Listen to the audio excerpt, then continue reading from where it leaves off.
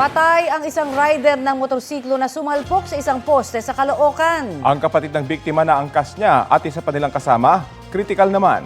Balitang hatid ni James Agustin. Mahal na mahal ko po mga anak ko na yan.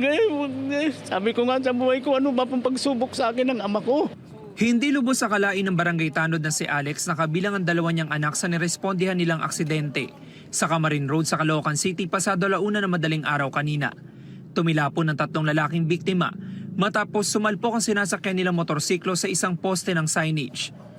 Dedo na arriba sa ospital ang 27 anyos niyang anak na si Aaron na siyang nagmamaneho ng motorsiklo. Kritikal naman ang 19 anyos niyang anak na si Andre, maging ang lalaking kaibigan nilang nakaangkas din sa motorsiklo. Ayon kay Alex, dadalhin sana sa ospital ng kanyang mga anak ang kaibigan matapos itong mapalo ng bote sa ulo sa hindi pa malamang dahilan. Yung anak ko po, tinawag niya ako doon sa duty. Sabi niya pa, respondihan natin yung na pumamalo sa amin. Sabi ko, teka, uwi tayo, kukuha akong batuta, umuwi kami sa bahay. Itong bunso ko tulog, ginising. Ngayon, yung pinalo pala, nakasunod siya, tumatakbo. Dumating doon sa bahay, sumakay sa likod ng motor niya, dahil dadalhin sa tala. Naiwan sa pinangyarihan ng aksidente ang mga tsinelas na suot ng mga biktima. Ang poste ng signage, bumaluktot at halos mabali sa lakas ng pagkakabangga ng motorsiklo.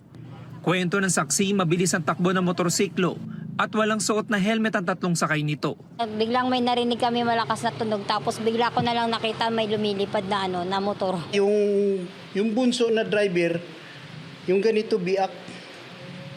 Tapos yung isa naman, yung napalo na sinasabi ko, yung napalo naman, sa mukha ang nakita namin na parang duguan eh. Tapos yung isa nakadapa, hindi namin alam kung saan ang tama. Sabi ng mga taga-barangay, accident prone ang lugar, kaya may nakalagay doon na signage bilang paalala sa mga motorista. Ang dami ng aksidente dyan, sa lugar na yan, yung paliko. Madalas kami nagre-respondi dyan.